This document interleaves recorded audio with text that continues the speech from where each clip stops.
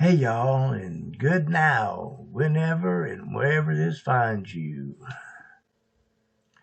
Welcome to today's episode of Pontification by TC. Today I have a special opportunity. My latest joy was to make snippets out of an interview that a radio station did with Jimmy Dore.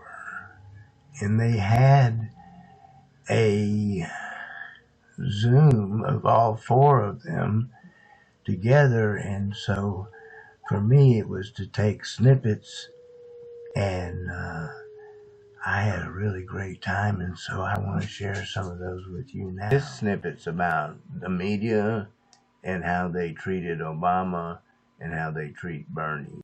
It's manufacturing consent. I saw that thing from Noam Chomsky because they're all in bed with each other. If you've ever seen the movie Up and the dog is like, squirrel, squirrel, squirrel, that's it. Yeah. We're like hiring the retirement age. Oh, but look here, squirrel. We're not raising the minimum wage. Squirrel, squirrel. Right. That's all they're doing to us. And Jimmy, and so I read a book called Hate Incorporated, which kind of builds on that whole thing. I don't know if you had a chance to look at that, but I think Matt's had some good insights too as to how we've just, you're right, there's 4 or 5, like 5 or 6 big conglomerates, and they just control everything. News has now been commoditized, right? This is not about, and I'm in my late 40s, right? So I really don't remember barely the end of the Cronkite era.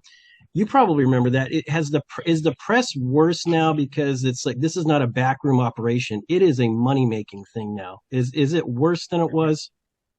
Well, I don't know worse. I remember there was just more outlets, so the chance that accurate framing of information would get out you had a better chance, right? Like local radio stations were locally owned, local TV stations were locally owned, local newspapers were locally owned, right? And then there was even laws that kept you from, well, they got rid of those in the Telecommunications Act. There used to be laws against you owning too many in one market, right? It's because we understood that that's a bad idea to give someone a monopoly on the flow of information, which is what they have now. I think something like 70 to 80% of people get all their news and information from a Google or Facebook, right? So that's why that's not good. That's why Facebook and Google should be broken up.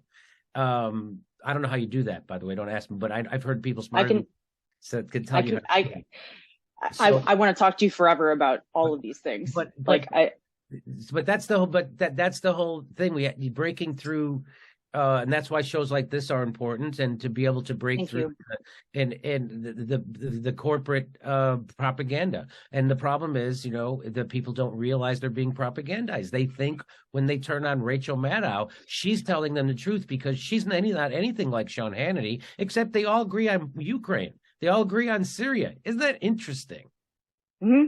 And they all agree to fight about abortion and never to hold their politicians accountable for not codifying it into law, right? This is exactly right. These are all squirrels, right? And the Democrats are high-fiving. I had friends who say, I always wish the Democrats were better at their job. The Democrats are great at their job. You just don't know what it is. Their job is to be the Washington Generals to the Harlem Globetrotters. And, if what people don't realize is that the same guy who pays the Harlem Globetrotters, the same guy who pays the Washington Generals, is the same guy who pays the Democrats, the same guy who pays the Republican. This is all one big game. That's why Barack Obama was allowed to be our first black president, because he wasn't going to be a radical, because he was going to govern like Ronald Reagan, and he was going to take us from 2 wars to 7. He was going to kick 5.1 million families out of their house while he made sure bankers got their bonuses. He was going to institute a right-wing healthcare plan and pretend that he was doing you socialism. That's why Barack Obama dropped more bombs than George Bush. They ran out of bombs. He presided over a drone program that killed 90% innocent people. He deported twice as many people as Trump did his first term, and he built those cages that they put those kids into. Barack Obama was not a departure from George Bush. It's a unigovernment version of Brexit. And they have to make everything they can't let that happen again. And that's why they're going, and I'm no fan of Donald Trump. I didn't vote for Donald Trump. But I try to remind people that if Bernie Sanders would have had a sack and would have been able to stand up and grab power somehow, if he would have actually done that and used his leverage even once, what would have happened to him is exactly what they're doing to Donald Trump. They would have called him. They already did. They already said he was Russian. They already started to Russiagate him during the thing, and he went right along with it. All right. He's like, well, it's outrageous that Putin would interfere in our election. He's such a moron. I mean, he's just a wimp. He's just the opposite of anything you think he is. He's a coward. Right. And it's unfortunate and like super unfortunate. Right. And so but they would be doing so if Bernie Sanders had the spine of Donald Trump to actually stand up against the establishment and use his leverage, they would be doing the same thing to Bernie Sanders. They would be finding documents in his closet. They would be saying his followers they already said his followers misogynists and sexists.